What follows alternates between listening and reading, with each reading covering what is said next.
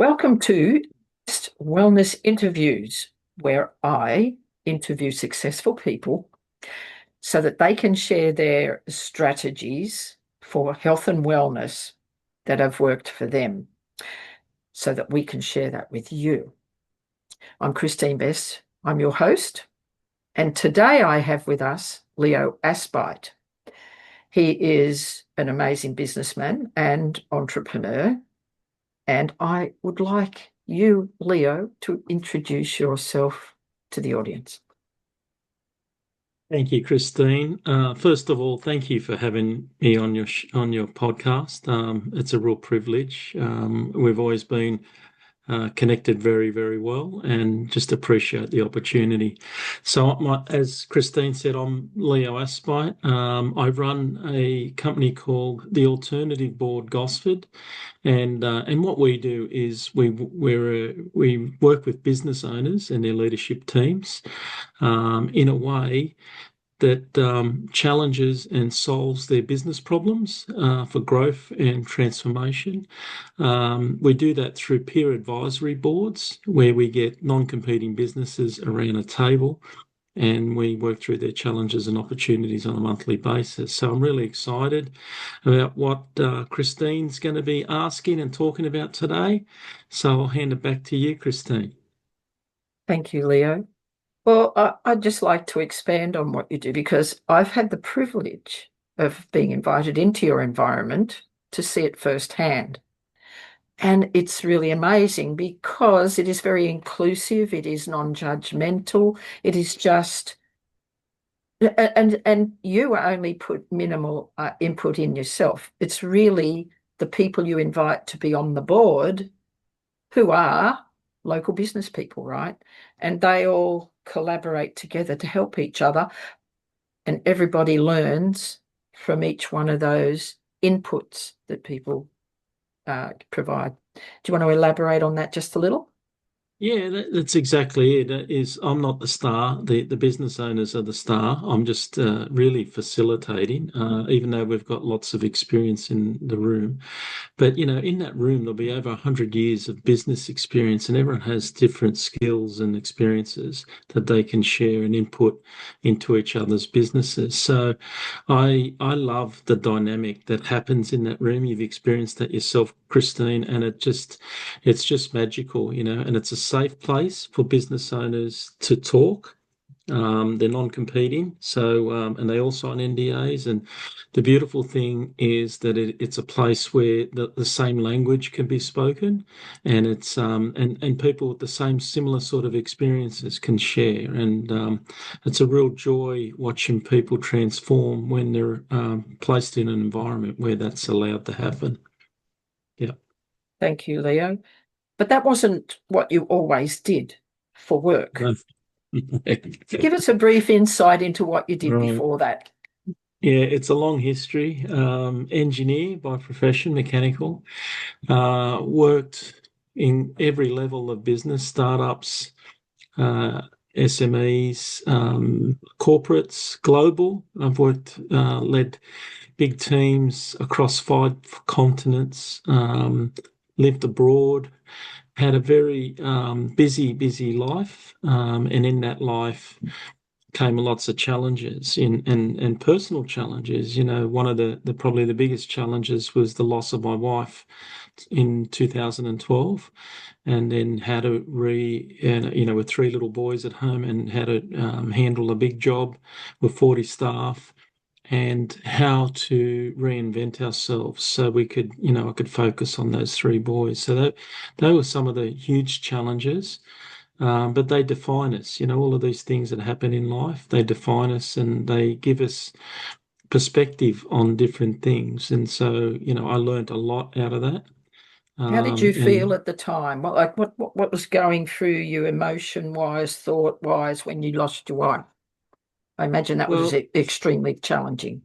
yeah. So it's really difficult because I was in the transition to moving to New Zealand for work. We bought an acquisition company in New Zealand, and I'd already moved over there and then had to come back because my wife got ill. And then, within 3 months, she was passed. And then 2 weeks after the funeral, we had to pack the house for 20 years. 20 years we lived there, and we had to pack the house and relocate to another country with three little boys, and it was a real struggle because I didn't have a lot of the all-round school skills that my wife had. So I felt really helpless. 6 weeks into that journey in New Zealand, I had a motorbike accident, and that put me in hospital for 3.5 months. So the stress levels were at peak, something that I'd never felt before. But you would have been still Grieving. grieving. Yeah, well, grieving, but I didn't get a chance to grieve because I had to work, and I had three little boys and had to Yeah, right. move countries. And so once I had that accident, as bad as it sounds, 3.5 months in hospital, it was actually my opportunity to grieve. It was my time to work out what I wanted to do with life. And so what I worked out was that my dear wife was never coming back. That I accepted that, but she was in those three boys, and that was enough for me. That was like this first step that I could start to move forward. And it took us a long time. It took me 2 or 3 years. I was limping with the accident, pretty broken. We were, and we had to make some tough choices. The kids really When you had to say learn. we, you mean you Yeah, and the kids. yeah, yeah. We had How to old make were they? some. Oh, the youngest one would have been about 8, so he was Okay. still pretty young, and then 12 and 14. But they knew what was Um, going on. They were old enough to understand. yeah, they understood all of that, but they just didn't understand it because, grief is a Well, difficult thing, and it's yeah. individual, right? Every Mm. person has it. So I had a tremendous health failure, like in that moment, and on top of the grief. So it was really quite a difficult time because I'd never been sick before. I'd never really had anything. I hadn't even had a broken bone to that point. So I was pretty smashed up on the outside, but I was more smashed up on the inside. And what happened was nothing short of a miracle because I ran out of people to look after the kids. And I'm in hospital, and I can't even roll to the side. And I really thought that someone was going to come and take the kids away from me. And I had people flying in left, right, and centre from Australia, helping out and looking after the kids. And then by chance, I met this old couple before the accident, and they were like a cousin's best friend's parents, that lived in the next suburb. And they came over for a cup of tea, and they said, "Oh, we heard you lost your wife, and we really want to help you." And I said, "Great." I said, "One day I'll need your help." I didn't realize what I said, right? So then we had a cup of tea, and we got on really well. And then, a month into the hospital stay, I ran out of people. And Ike and Mary had heard that I had an accident, and they came in, and I had to look Ike in the eye and hand over my kids to a person that I've only met once in my life. And that was probably the biggest moment of my life so far because that was really hard to do. But as it turned out, it ended up being the best thing that ever happened because Ike and Mary, they were just a lovely old couple.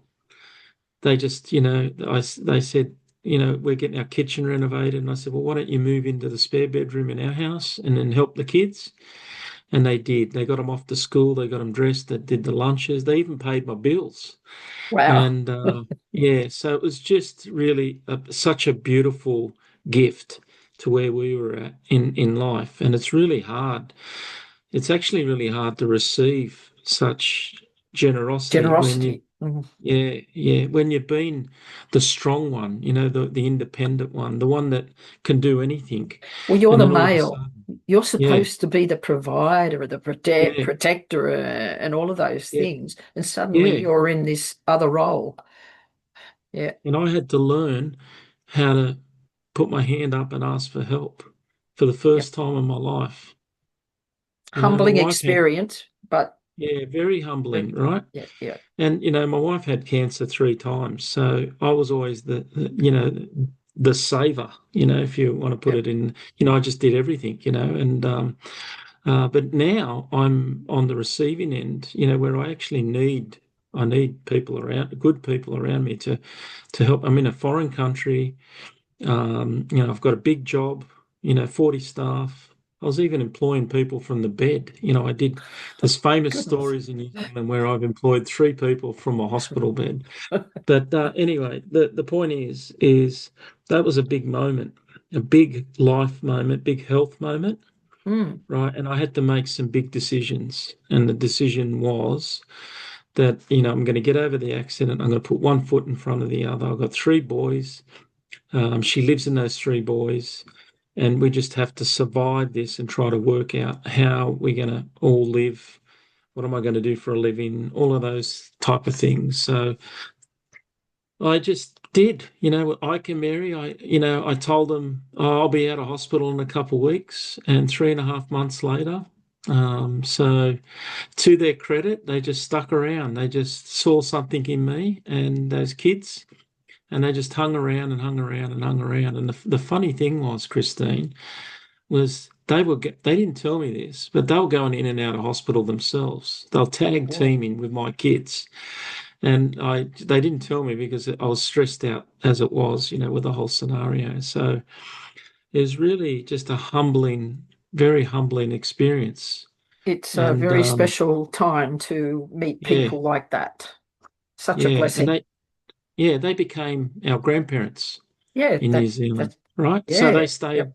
in our lives the whole time, and they just, yeah, they loved on us, and we loved on them. And Ike, sadly, he's passed away. I only had him for a year, but he was like my best friend.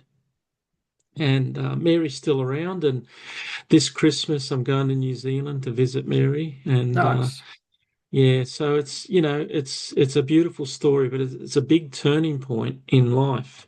Yep. And so it leads to the health side of, in the past, I've always put health at the bottom of my pillars. Yeah, so tell me about the other symptoms that you were experiencing that you Yeah, realized were warning signs, but you ignored yeah, them at the time.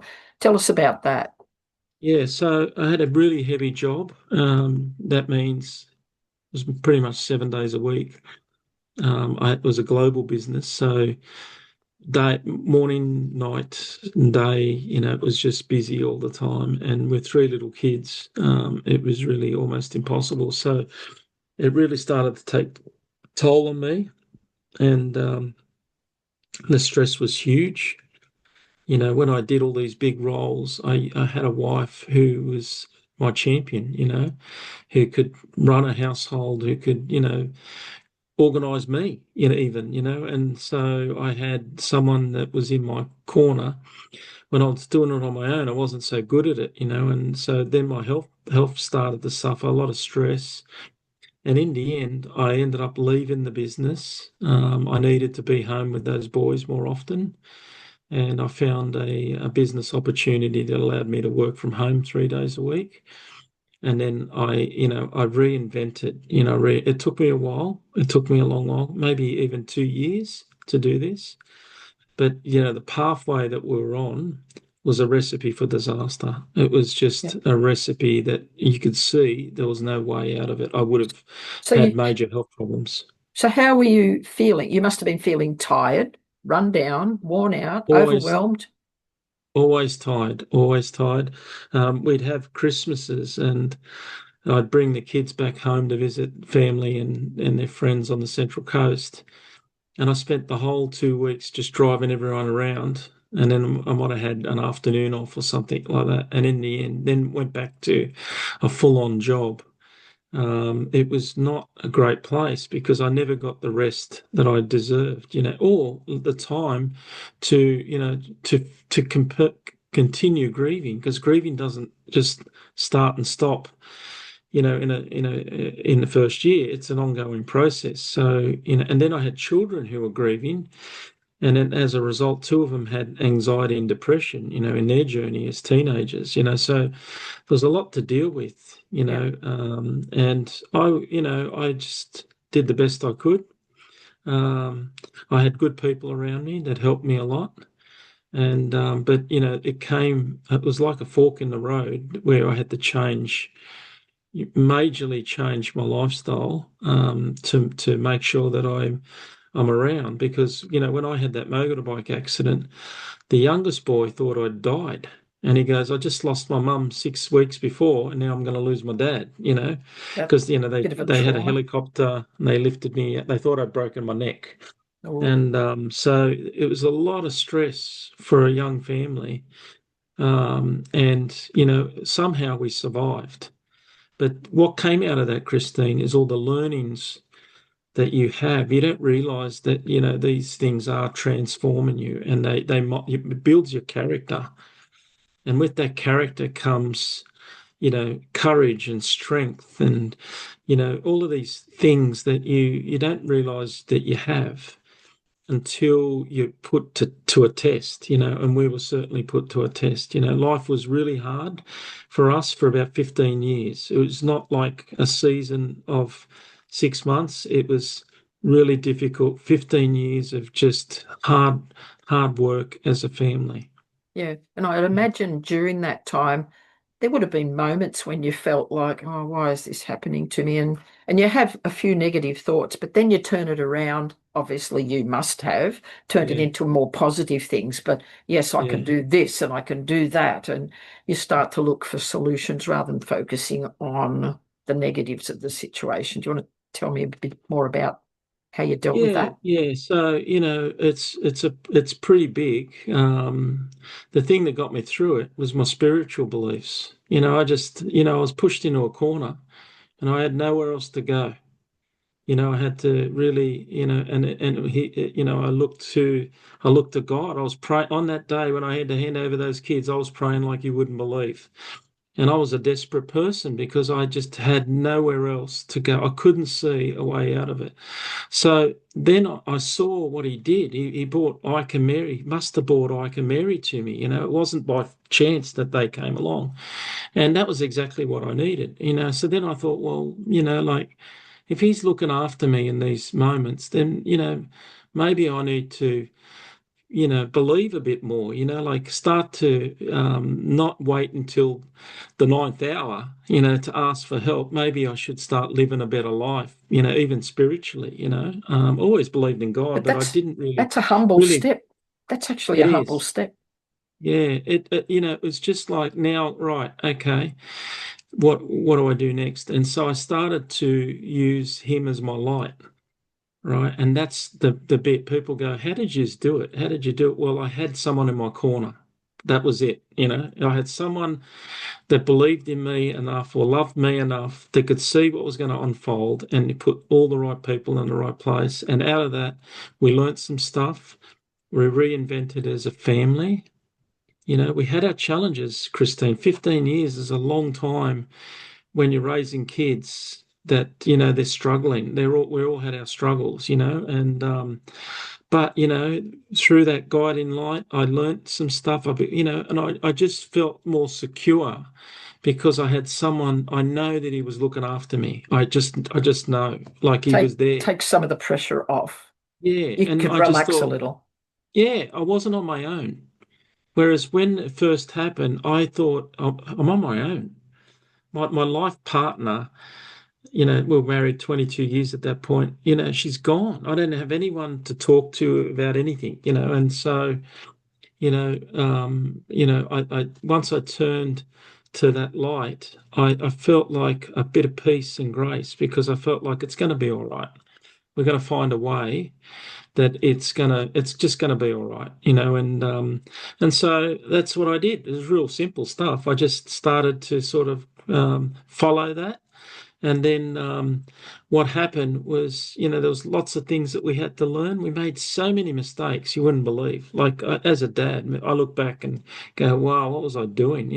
I used to sometimes look up in the sky and apologize to my late wife for all the dumb stuff that I was doing with those kids. But It, they've all it's told me that, Dad, you did a great job. The best you could do, and that was enough for them. We all make So mistakes as parents. It's this yeah, you yeah. can't be perfect because your kids didn't come with a manual. So No, they yeah, they're all didn't. They different. didn't. and Yeah, your they did. situations are different to other people's. Yeah, So, yeah. yeah, So out of all of that, the reason we're talking about this is, from a business perspective, I started to learn. I learn a lot. I learn about resilience and patience. I learned about trusting, and I learned about honesty and integrity on at the highest level. And if you can have those things in business, then it's such a blessing because you attract those type of people, and then business becomes a joy rather than yeah. a competition. And you And make a so choice to have those people yeah, surround you yeah, and not yeah. toxic people. Yeah. Yeah, exactly. So then, I started working for this engineering business. It was quite a large one, about 70 guys in Hamilton in New Zealand. And then, I bought into the company, so I was part owner into the business. And then, I needed to come back to Australia because my parents were getting elderly. So I wanted to move back to the Central Coast and I wanted to help look after them. So, we set up a company here in Australia. I became the MD. We bought an acquisition workshop down in Melbourne. I had 10 staff. It was, full on again, back to, really full on. And, I lived on the Central Coast, but I was working in Melbourne or everywhere else but the Central Coast. And so it became that health problem again because I go, wow, look, how did I get to this? Hmm. And so I recognized that I could only do this for 5, 6 years, right? I couldn't do it for much. I just can't live out of a suitcase anymore. I've done it for many, many years, and I need to start enjoying the Central Coast at some point in my life. So I made a decision at the beginning of that business that I would do it for 5 years and then I would stop. And along the way, I built my exit and succession plan along the way because I knew that I couldn't do it. So I was smart enough to think that I need to be able to build a business that I can sell off or hand over to somebody else. So I did that.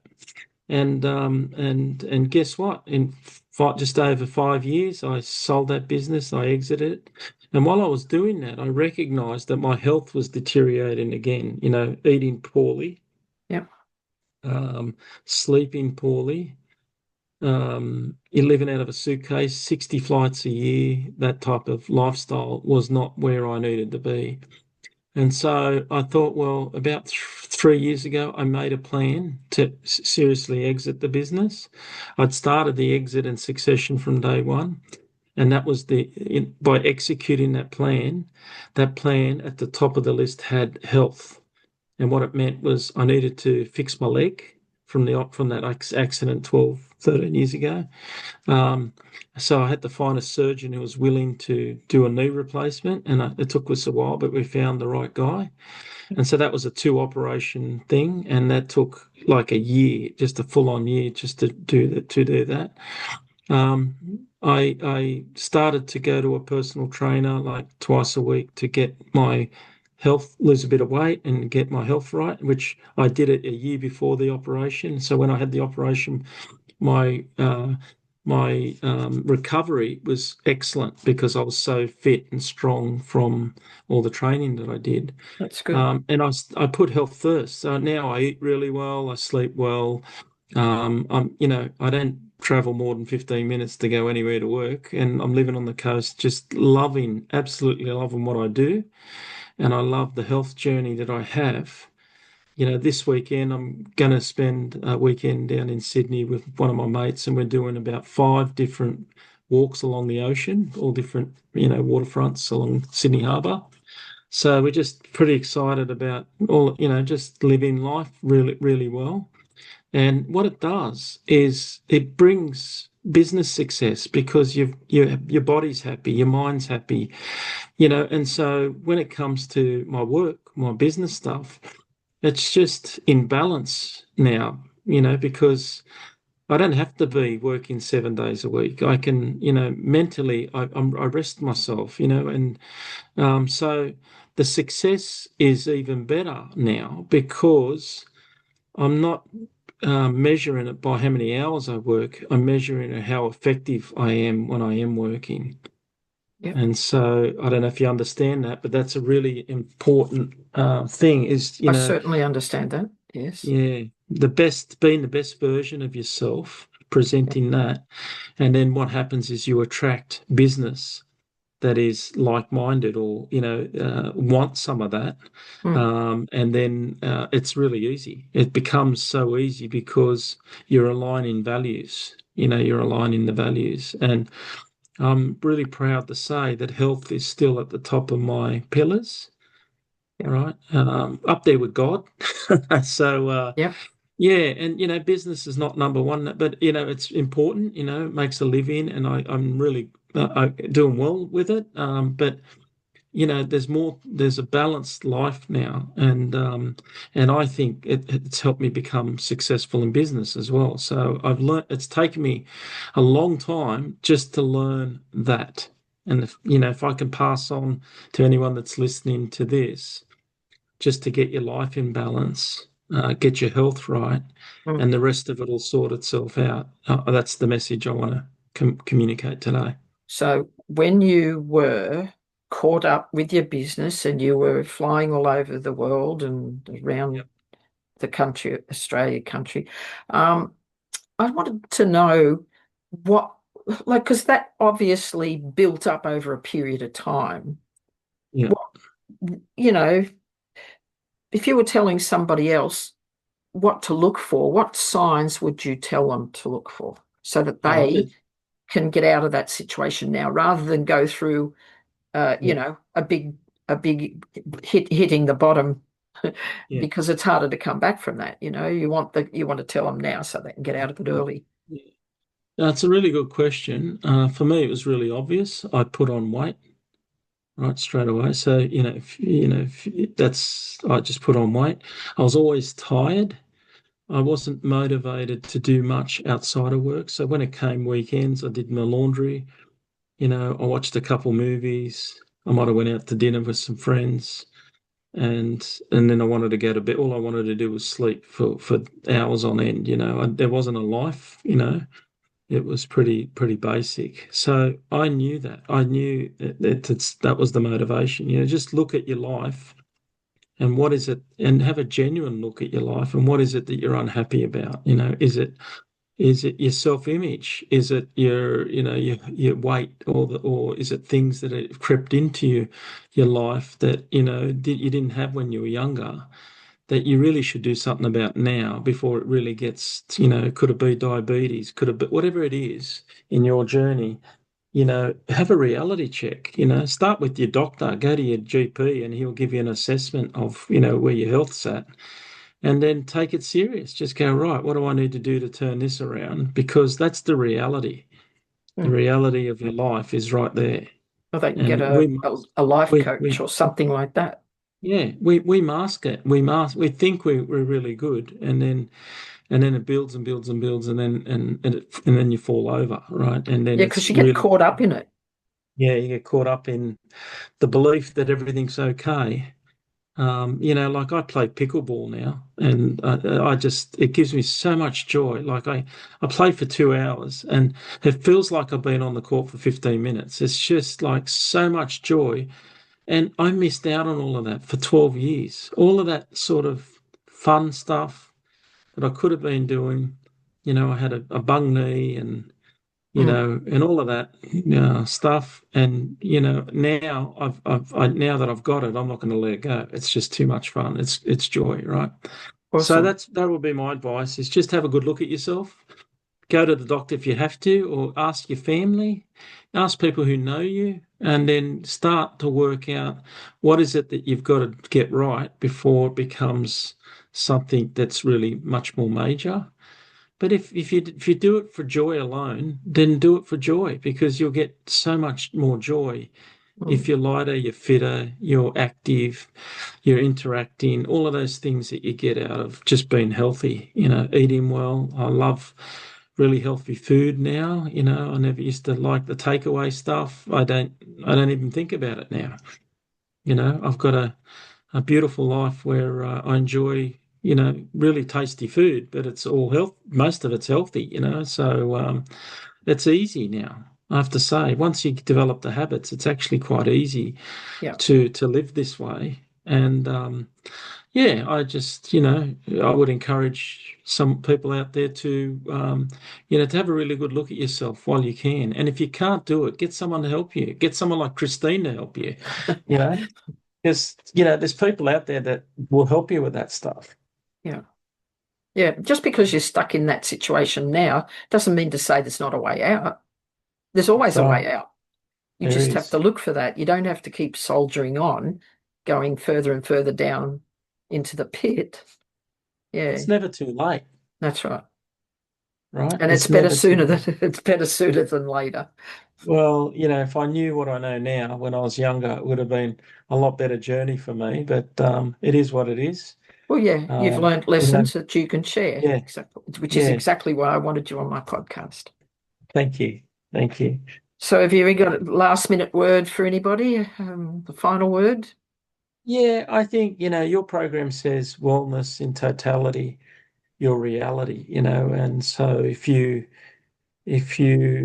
maybe that would be the last word is find what your reality is and make a plan towards what it is that you want out of life and just focus on getting that whether it is a huge business that makes lots of money and whatever it is, or whether it's you just want to be healthy and live to a good age being active, or you want a relationship, the relationships that are just phenomenal, that give you so much joy, Mm. or whether it's just hobbies that just you love doing.